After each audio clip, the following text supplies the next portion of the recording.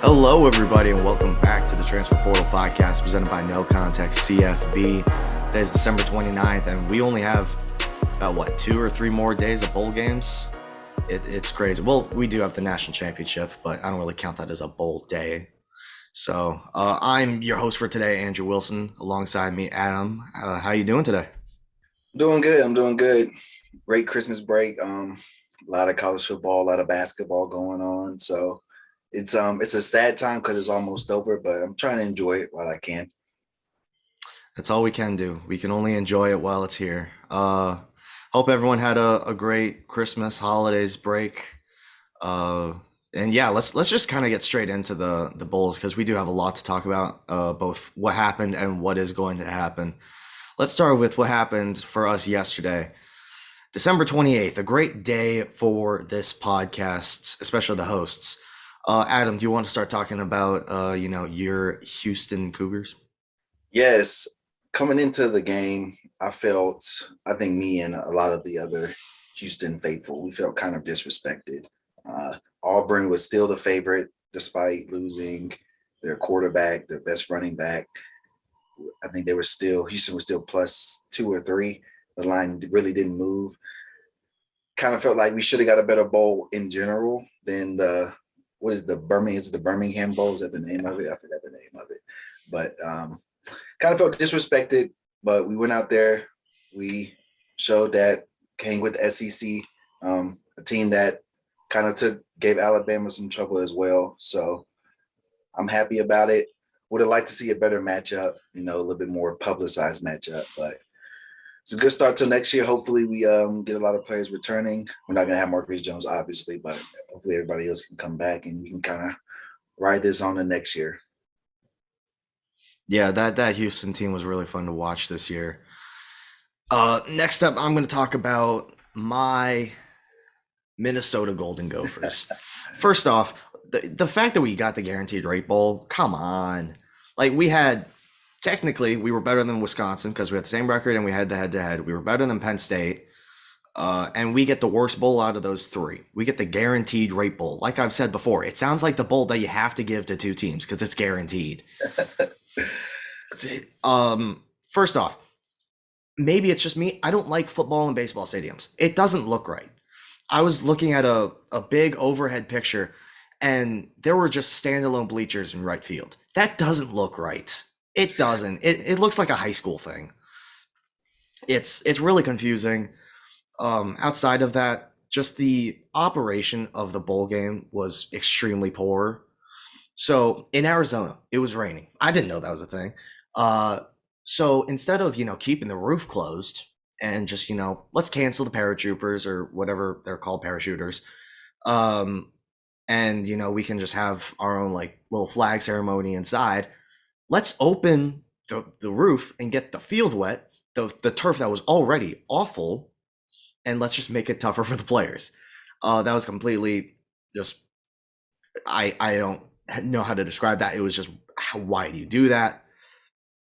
Talking about the game itself, Tanner Morgan didn't play amazing, but this year was not really the Tanner Morgan year. It was the run the ball year. Offensive line played amazing. Daniel Falele, I mean, that was the play of the bowl season so far. I mean, have you ever seen a 6'9", 380-pound offensive tackle just run it up the gut for a touchdown? Yeah, it was incredible. It was incredible. Made for some great no context stuff. The turf, like I've already said, I hope that whatever turf they used, whatever happens with that, they never do that again. That was a disgrace to football. Watching someone slip every 3 seconds isn't fun. All right. And also, the one Tanner Morgan interception was because of the turf. Mike Brown-Stevens on the left sideline, after his cut, he slipped, and it wasn't because, he just slipped. It was because of the turf. And because of that, he wasn't fully upright to catch the ball, which he would have, causing for the interception. So, nice going, guaranteed rate bowl. You're the reason Tanner Morgan threw an interception in the bowl game. Hope you feel happy. Outside of that, defense played stellar. Big shout out to Sesi Atomu. He played freaking amazing. He upped his draft stock a lot going into Mobile, Alabama next month. Outside of that, I mean, Kai Thomas, Bucky Irving. Hurts me to say Bucky, but You know, he wants to be called Bucky, so I'm going to call him Bucky. He deserves it after rushing for another 100 yards, having 200-yard rushers as true freshman. It's Minnesota football. So it's unfortunate to lose a lot of those offensive linemen. It's also going to hurt losing Jack Gibbons. He's a heck of a linebacker, but you know, instead of moping about what you don't got next year, be excited for what you got next year and be glad for what you got this year. Yeah, That's kind of my I mindset. think Minnesota has a good shot next year at winning I that. do too. Like, sorry to cut you off, but I don't think I was good. I No. I don't care that they went 10-2. I could not care We less. know how you feel about Iowa. Oh, I could rant for 10 minutes about just Iowa's. First off, they don't deserve the Citrus Bowl. They don't deserve anything. They don't. Their fans don't deserve anything. Sorry, um, but not sorry at all. Just watching Iowa football is like it's like the visual version of cats like scratching chalkboard. It's disgusting. As someone who had to watch that because their team was playing in that game, I was like, okay, I'm glad the Gophers are playing, but why are we making this bum Padilla look half decent, which he wasn't. He had one good deep ball, and that's why they won. But enough about Iowa. They don't deserve my really anything. They don't deserve me talking about them. They don't deserve anything. But that is the bowls that we cared about yesterday. Obviously, there were other ones, but those ones don't matter. Shout out Air Force beating Louisville, though. Yeah. Next up, we're going to talk about a short preview of one of the New Year's Six bowls that we are both looking forward to. Not playoff because we're going to talk about that in a second. Adam, what is a New Year's Six bowl you are really looking forward to and why? Uh, there's two. I'm gonna go with my heart. My heart, I'm looking forward to. I know it's not the prettiest. I'm looking forward to Arkansas versus Penn State. I picked that because a lot of my family's from Arkansas, big Razorback fans. I'm a big Razorback fan as well. So hoping that we can beat Penn State and end the season on a higher note after getting it was an up and down year, but I think I like what they're doing up there. They have good recruiting too. So I'm rooting for them. I'm gonna be watching that game. That's an early game. And I'm also looking forward to Utah versus Ohio State. I think that's gonna be the best game probably of the whole bowl season, in my opinion. I think Utah is a very tough team. I wouldn't want to play them at all. If the CFB got expanded, the playoff got expanded, I would not want to play Utah. So I'm interested to see what CJ Stroud does. Ohio State, they're on the outside looking in. I'm gonna see how motivated they are to win the game. The funny thing is, if the playoff was expanded to 12 teams to put Utah in, they'd still be playing Ohio State. Yeah. So it's quite interesting. I do agree that that game is going to be. I don't know if it's going to be good because you never know with college football, but it's definitely going to be something to watch. The game I'm looking forward to is Oklahoma State Notre Dame. I want to see the Marcus Freeman introduction game. I want to see how he helps this group of men who he's already been coaching, and I want to see how he does against Oklahoma State, who had an amazing year and were 1 yard away from being in the college football playoff.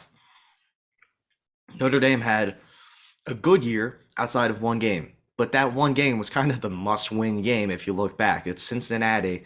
If they beat Cincinnati, they're easily in the playoff. Cincinnati's nowhere close to the playoff. But they didn't win. In fact, they just didn't look great against Cincinnati. At all. But not at all. But I like this matchup for both teams, honestly. I think Oklahoma State's defense has a really good shot. I'm not a big fan of Notre Dame's offense. I mean, who's going to be at quarterback for them? I'd assume Cone. Yeah. Yeah. I don't know the status of Kyron Williams right now. I would assume he's not playing. I mean, if I was him, I wouldn't be playing. I would go to the draft. I don't think Kyle Hamilton's playing either. That's completely speculation, though, so I may be wrong on that. But I don't know. This is a game where I could see Notre Dame pulling it out, even though I like Oklahoma State outside of their offense. Their offense is not Iowa bad, but it's Oklahoma State bad, which is kind of saying Close. something. I mean, Definitely. four picks in the Big 12 championship. Ugh. Yeah. But yeah, I think that's going to be, once again, I don't know if it's going to be a good game. It's an interesting game. There's a lot of storylines to watch for that. Next up, college football playoff, hoping it happens first off. Don't jinx But it. Jinx it. yeah, we're you know, knock on wood. But yeah, this is gonna be an interesting playoff to say the least. Let's start off with I would probably say the matchup that's more likely to end up not being super close, Alabama Cincinnati. Adam, what's your overall analysis of this matchup, and what's something to watch in this game? So when I look at Alabama versus Cincinnati, I got to watch Cincinnati a lot, being um, them and Houston were in the same conference, and of course I watched Alabama. Both excellent on the defensive side of the ball. I think that Alabama's offense, a lot like Cincinnati's defense, they've struggled on offense. We've seen Alabama struggle against LSU, Auburn, Texas A&M. You know, so I think the line is they're a 2 touchdown favorite almost, right? I think it's going to be closer than that. I think that if Alabama's offensive line isn't great, right? They look great against Georgia, but across the season they aren't that great. Cincinnati has shown that they can get pressure on the quarterback. And the thing about Cincinnati, they're not like most group of 5 teams. They have some big dudes up front. If you look at them compared to like the other teams that they played in the group of 5, they just tower over them. I was watching that Houston game, and it looked like the whole offensive line had 50 pounds on Houston's D line or O line. So I think they'll be able to get pressure. We've seen Bryce Young struggle at times when you can put pressure on him. So, and with Cincinnati's corners, they have arguably the 2 best corners in the country. So they'll be able to, scheme up a little bit to kind of get pressure on Bryce Young. So I think it'll be close. I think Alabama's going to win, but I'll say by 9. They might get a late touchdown to kind of ice the game or something like that. But I don't know. I think I like Cincinnati. I don't think there's going to be a blowout like people say it is. We've seen Nick Saban struggle against mobile QBs. Desmond Ridder, he can run. It's really all going to be on him, though. He has to match Bryce Young. If he can match Bryce Young's whatever he does, I think they'll be fine. But I think Alabama's going to win. I think it's going to be close. What do you think? I completely agree with you. Desmond Ridder has to play close to Bryce Young, which for him would be getting the game of his life against Alabama's defense. For me personally, I'm not a big Ridder guy. I think he's inconsistent, especially throwing the football. Like you touched on, he is a very mobile quarterback. Saban has struggled against those a few times this year. But at the end of the day, you give me a month to prepare for Cincinnati, and I'm Nick Saban. I don't like Cincinnati's chances. I don't like them at all. I will say, you touched on how Cincinnati has to get to Bryce Young, which I completely agree with. Desmond Ridder also has to have a clean pocket, because if he gets pressured, no shot. I'm not giving Cincinnati a shot to win this game. Very true. And kind of unfortunate for Cincinnati, who's on the other side of the football, one of if not the best edge rushers, depending on how you look at it, Will Anderson. So this is going to be a really tough game for Cincinnati, quite obviously. I don't know why I would need to say that, but I think another aspect that needs to be looked at is, like what we've already touched on, how are they going to make sure that Ridder doesn't torch them on the ground? Ridder's not the biggest rushing threat, but if you let him get open ground, he's going to take it. So you need to make sure that he either just stays in the pocket, or if he does run, it's not for a massive gain. Outside of that, it's really Bryce Young, just protect him, like we've already said. But yeah, I mean, I frankly don't know how Cincinnati keeps this super close. Like, if Alabama, and I'm not going to compare Georgia to Cincinnati, if Alabama can beat Georgia by how much they did, and I like Georgia a lot more than I like Cincinnati, especially, I mean, Cincinnati's offense, I just don't like. I apologize. I thought I turned my ringer off. If I can turn off my ringer, there we go. I don't like Cincinnati's offense. I like Jerome Ford as a running back. They have Pierce as a weapon, but I think George Pickens is really good. The tight ends that Georgia has is insane to watch. If Stetson doesn't, or not going to compare, I was about to say if Stetson doesn't throw a pick, he already played Alabama. That was not fun for them at least. If Ritter doesn't throw an interception, doesn't fumble, this game's probably closer. But watching Ritter this year and some of the stuff he's thrown, like I remember, oh my gosh, it was USF. USF after Cincinnati had forced a fumble, and I apologize, I'm trying to recollect this. Ritter, after Cincinnati recovered a fumble in Cincinnati territory, Ritter, one of the first plays of that drive, he throws it across his body from the left hash to the right sideline on, I want to say it was a comeback route, and it was just the most blanketed thing ever, and it was an easy pick. It might have been sixth, I can't remember, but those are the types of decisions you can't have in the college football playoff. You can have it against USF because, I mean, it's USF, you should be able to come back, and they did. But you give Alabama and Nick Saban a free possession or a free touchdown, you're not going to be able to live that down. It's impossible to come back from that because then you kill all your momentum. And, Ritter's confidence is going to be like, oh, no. So if Ritter protects the ball, they can keep it close to the 14 mark. If he doesn't protect the ball and he has a pick or two, I like Alabama by 25. Yeah, I mean, I agree. I think if Alabama plays to how we know they can play, Cincinnati doesn't stand a chance. But we've seen Alabama be up and down a lot, and like I agree with everything you said. Cincinnati, Desmond is going to have a game of his career, which I don't think he'll do. But I think for Cincinnati, the key thing is they're going to have to find other ways to score. They had to find a pick six or, not a pick six, but like a fumble, on the 15, they get a kick return or punt return, some other way to get some points, get some momentum. And then maybe the floodgates will start to open. We might see, Bryce Young get a little bit rattled. But if Alabama plays it how we know they can play, with Jameson Williams and Bryce Young, I mean, there's not much you can do against that team. Like we saw against Georgia, they absolutely destroyed them. Yeah, I think one thing you can look for is who's going to have the better field position. And I apologize for bringing this back to my team, but Minnesota yesterday had great field position all night. They started every drive at like the 40. Mm-hmm. So if Cincinnati can get those short fields, force Alabama to punt inside their own 20, they definitely have a chance because I don't like them getting 3 straight 80-yard drives. That's just not going to happen. And I want to say this right now. This isn't like, a group of 5 team against Alabama. It's not going to happen. No, it's Cincinnati.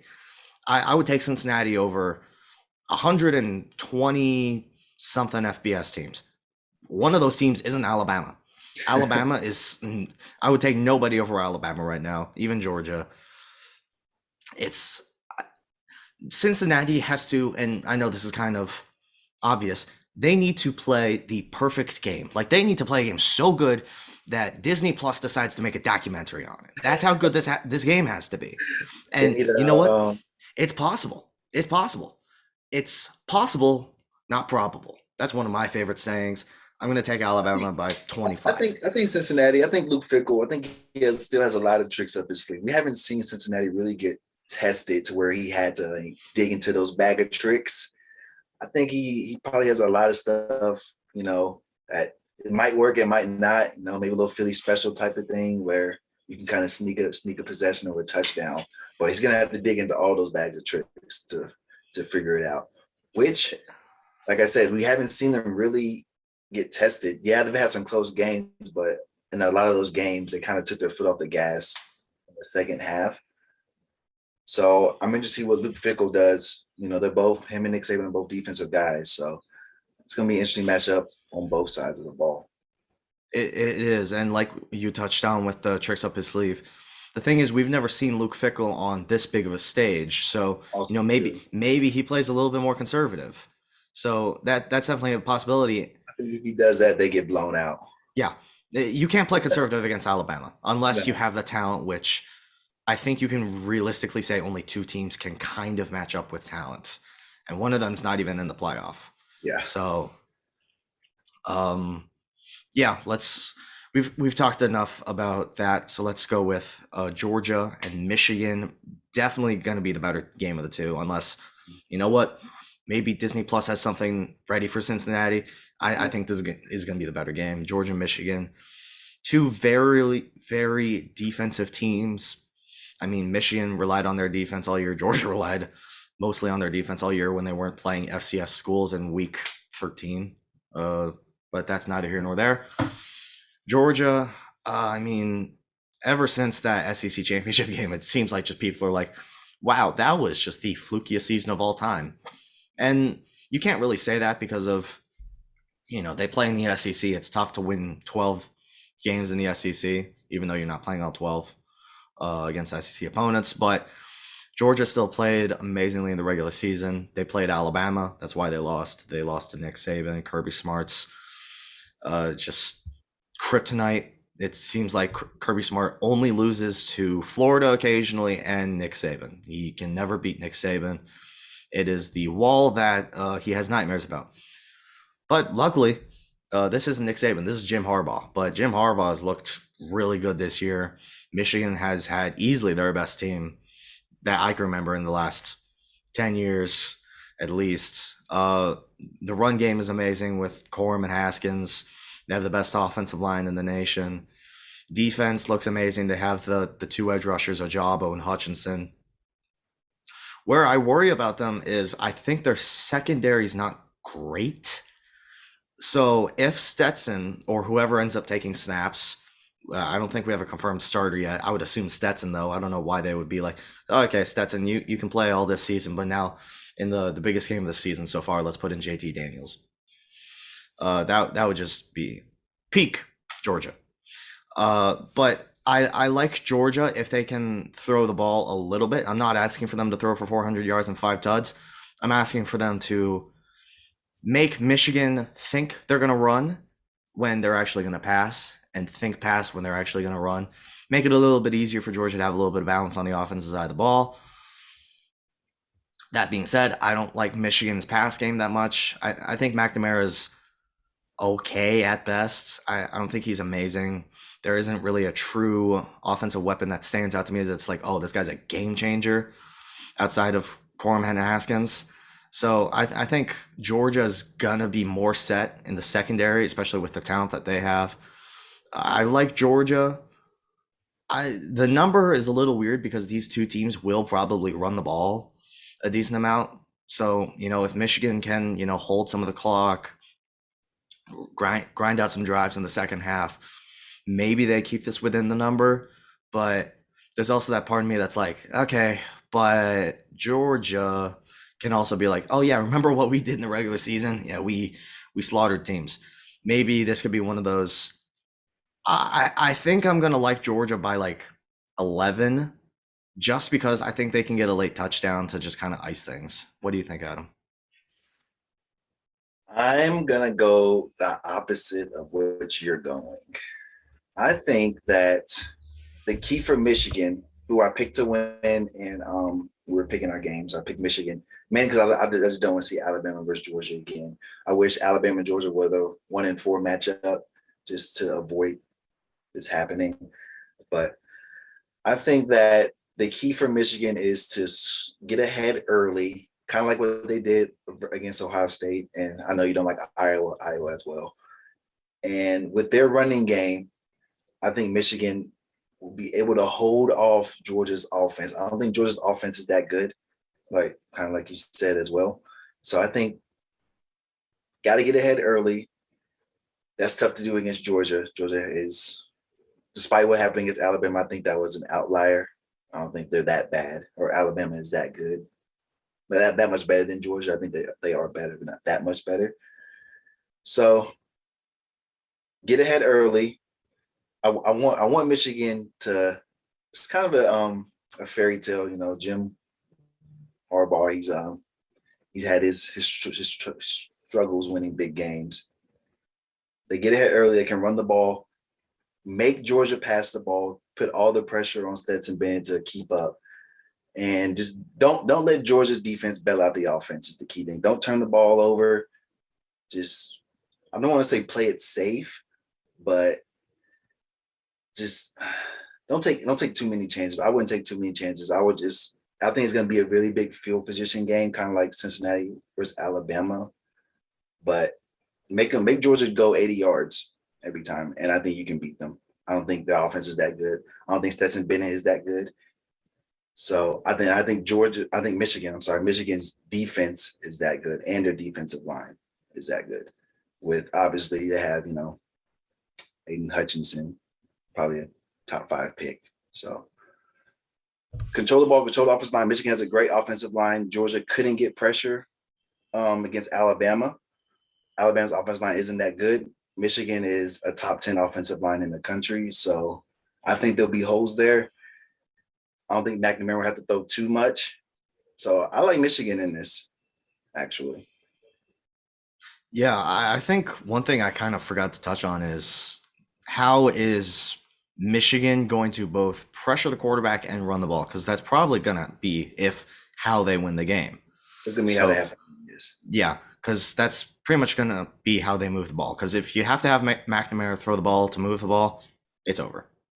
Yes. Um, so Georgia's defensive line is definitely going to be something to watch. How can they stop the Michigan run game that absolutely obliterated Ohio State? I mean, Ohio State just showed that they had toddlers in the middle because they were just getting absolutely. It was just not hard for Michigan. They just ran the ball with ease. So that's definitely going to be something to watch. So we both made our picks. We both have Alabama. You have Michigan. I have Georgia. Let's talk about a player focus for the college football playoff in general, and then we'll get one for the other bowls in a second. Adam, who is a player to watch in the college football playoff?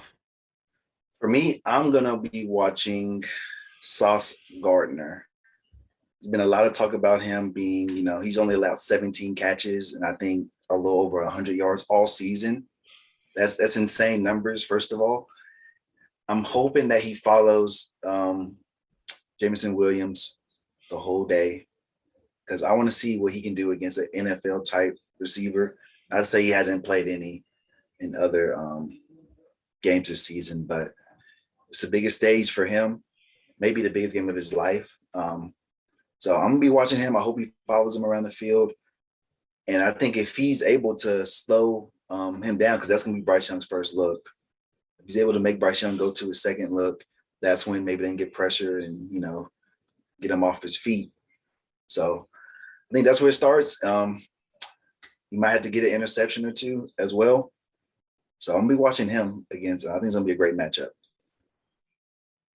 Yeah, I'm gonna go opposite game, and I don't know if I'm allowed to do this. I know someone else has done it this year. I'm gonna just take an offensive line. I'm gonna take the Michigan offensive line. They need to have a great game against the Georgia defensive line that has proven that they are very talented. The way that Michigan, like we've talked about, the way that they're going to move the ball is on the ground.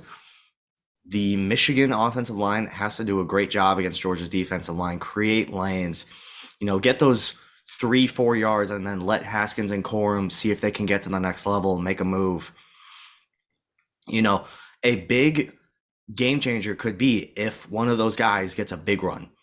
Like if they can open up the field, get a massive run, stop getting those 3-4 yarders and break a 40, then that is going to be massive for Michigan's offense. It'll give them, I wouldn't say life because they're definitely in this game. It's going to give them a lot of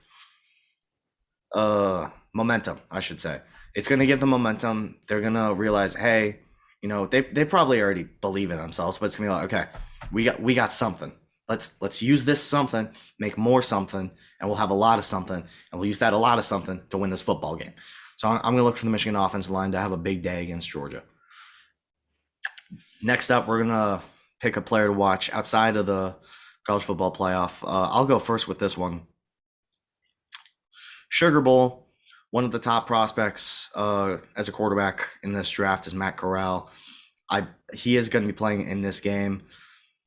For me, Matt Corral, and this is completely a draft pick for me, or a complete draft watch for me.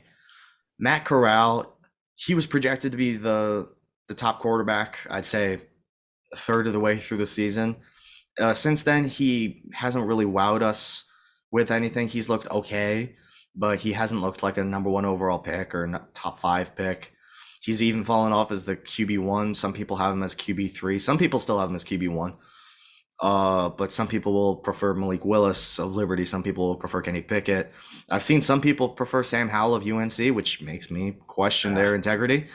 Um, Matt Corral against a Baylor defense, he needs to have one of those games that we saw earlier in the season where he's like throwing for 300. Maybe he rushes for 100 like he did against, I think it was Tennessee. Uh, he needs to have one of those really good games. I think he can have one of those really good games in his final game as a Rebel. Final game with Lane Kiffin. I'm sure Lane Kiffin's probably gonna give him something in his final collegiate game. So Matt Corral is definitely gonna be someone to watch in the Sugar Bowl. Adam, who you got? I'm gonna take quarterback as well, and I'm gonna pick a New Year's Six Bowl. I'm gonna be watching C.J. Stroud. I want to see how he does against Utah. Like I said earlier, I think that's gonna be. I hope that's one of the best games of the whole bowl season. And the thing is with CJ, I want to see how he reacts to just missing out on the college football playoff, how motivated he is. We see that a lot when these teams, these big schools, they don't do as well as they thought they should. So they kind of go into the bowl season like, I don't really care. I'm gonna go through the motions. If he does that, then they're gonna get destroyed by Utah. So I'm gonna be looking at him. He didn't have a bad game against Michigan. He didn't have a great game like he normally does, but he didn't have a bad game. He had a great game against Michigan State and Purdue, but I'm gonna be watching him. I want to see how them and the whole Ohio State team play because it's gonna say a lot about them as I'm not gonna say as people, but just their motivation. You know, when they're not playing for really anything. It's a Rose Bowl, but it's not a championship like they had thought they'd be playing for. So I'm gonna be watching him. I think he's really good. I think he probably gonna be the favorite for the Heisman next year, if not one of the top favorites. Obviously, you have Bryce Young too, but yeah, I'm gonna pick CJ Stroud. Yeah, that's a great pick. Rose Bowl is definitely going to be something to watch, especially for Ohio State's offense. That's going to be lacking a lot of talent. No Garrett Mm-hmm. Wilson, no Chris Olave, no Yes. Nicholas Petit-Frere. I believe he's not playing, so it's going to be something interesting to watch for the Buckeyes. Picks. On to the college football picks. We're going to be picking from the Peach Bowl to the Sugar Bowl because we don't know when you're going to get this, so we'll just make it work. Chick-fil-A Peach Bowl, 12th ranked Pitt, 10th ranked Michigan State. No Kenny Pickett, no Kenneth Walker. Adam, what do you got? I'm gonna go in Michigan State barely. I think it's gonna be ugly. That's what I'm going with Michigan State.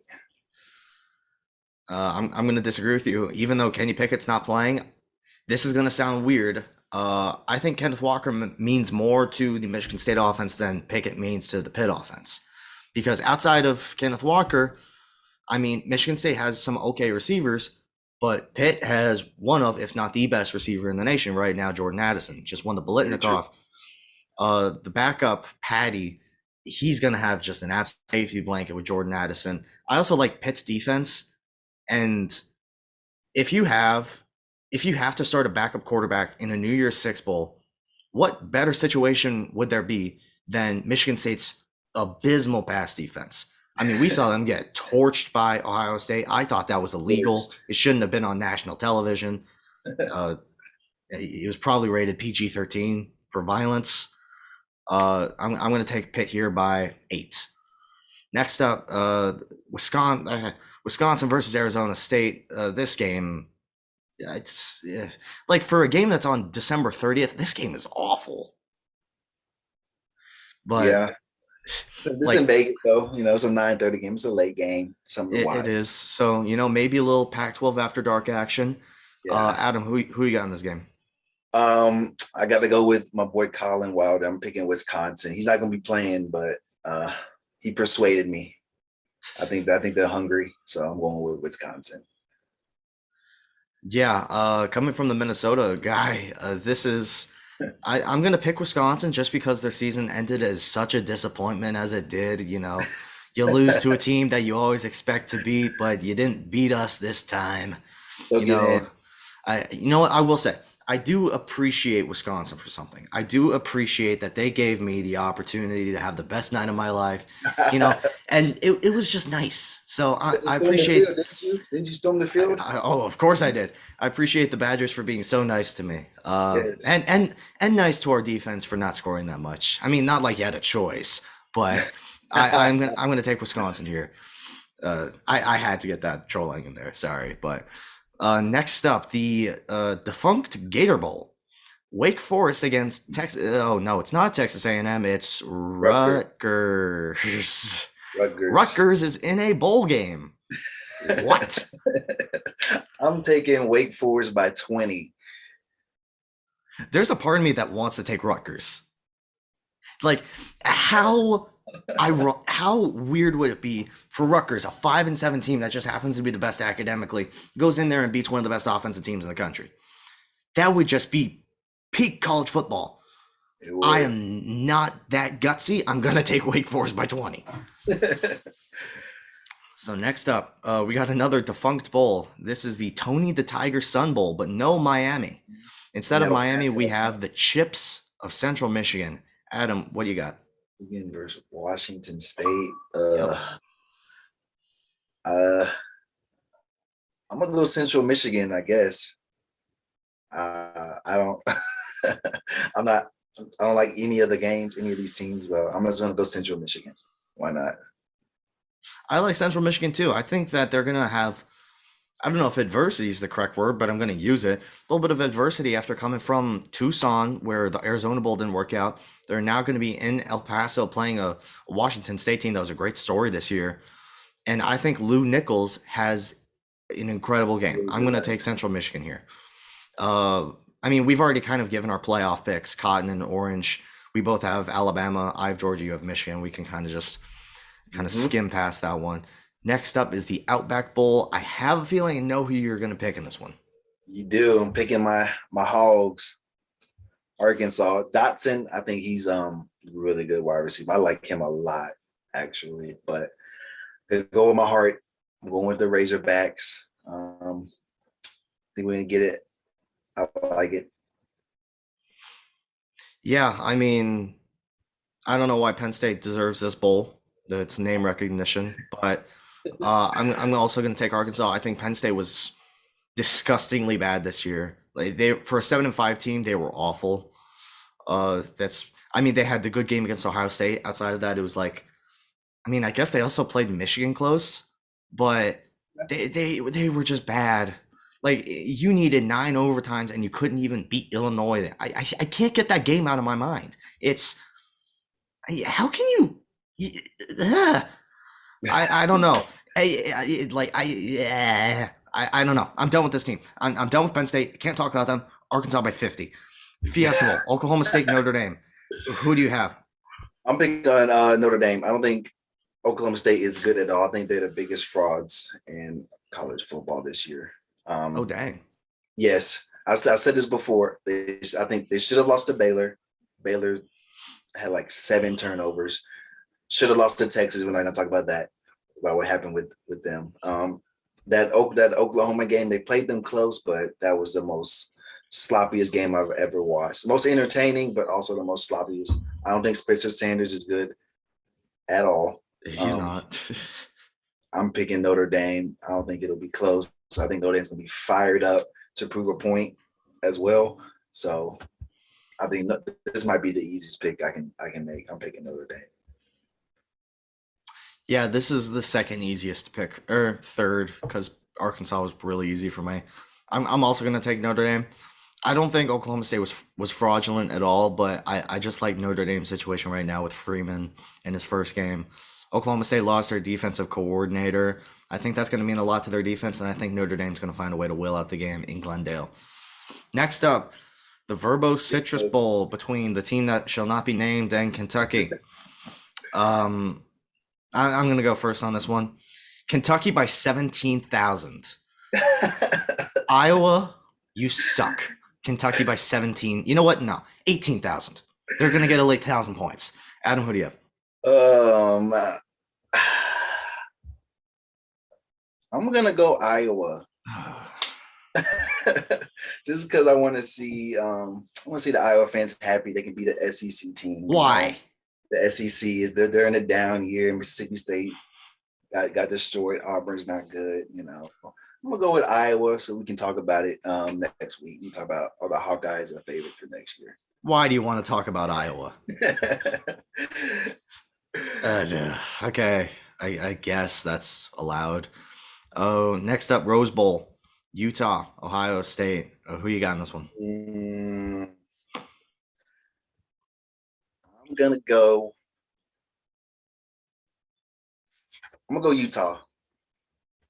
I'm taking Utah. I think Ohio State losing all those weapons, I think it's going to be tough. I don't think they're going to be as motivated either. I think Utah's going to be hungry.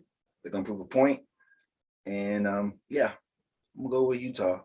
I like all their weapons. I like the quarterback. So. Yeah, I'm going to completely agree with you. I love Utah's defense. I think another guy you should be watching for, I think Devin Lloyd is playing. If he is playing, please watch for Devin Lloyd. He is an absolute stud linebacker, going to be a guaranteed first-round pick in April. He is so fun to watch. He's just a good tackler. He flies around the football field, gets to the ball. Very, very fun player to watch. I'm also going to take Utah here. I can't pick Utah destroyed Oregon twice. I did not see that coming. And I think the first time was a little more obvious just because Vegas had Utah's favorites. But that second time in the Pac-12 championship, I thought Oregon was going to come out and absolutely. Yeah, but don't worry, they got Bo Nix now, so that's totally going to change everything. Yeah. Next final game, we're going to be picking the Sugar Bowl. Baylor versus Ole Miss. I think this is probably in my opinion, the closest game in the New Year's Six, like just talent wise. Baylor versus Ole Miss. Adam, who you got? I'm gonna take Baylor. Is Gary Bohannon playing? I think he is. Let me check. Right now, we are doing this live. I'm pretty sure he's gonna play. Expected to start versus Ole Miss, yes. Yes, yeah. I'm gonna go with Baylor. I like Gary Bohannon a lot. Their running back Abram Smith that's a big dude. He's like 220 pounds. He's short 220 pounds. He runs hard. MSC, I think Matt Corral's gonna have a big game. Gonna have to have a big game, like you said. But I'm gonna go with Baylor. I'm gonna stick by my Ole Miss pick. I haven't been a big fan of Ole Miss this entire year, but I think that this is gonna be a game where Lane Kiffin is honestly thinking, okay, how do I help Matt Corral's draft stock? Okay, let's have him pass for 400 and rush for 2,000. I think he's gonna just let Matt Corral do his thing. Very talented quarterback. Lane Kiffin, you know what? Whenever he's coaching, you can't count him out unless it's against Alabama. Then you can. Make sure you get your popcorn for this game. I'm going to take Ole Miss. So I believe that is all we have for you all today. Appreciate y'all listening. Adam, do you have any final words for the listeners? It's the last week of college football, really. So let's enjoy it. Sit down, cancel all your plans. Don't get too hungover for New Year's Eve. You're going to want to watch these games. Yeah, unless you're watching Iowa, then drink as much as you can. Don't drink responsibly. Drink responsibly. Yes. But no, I'm not insinuating anything. But just enjoy it while we got it. Make sure you follow TPortalCFB on Twitter for the best college football content. Subscribe, like, whatever platform you're listening or watching on. Do those. Follow. Share, we appreciate all that stuff. We appreciate you listening, and have a great day.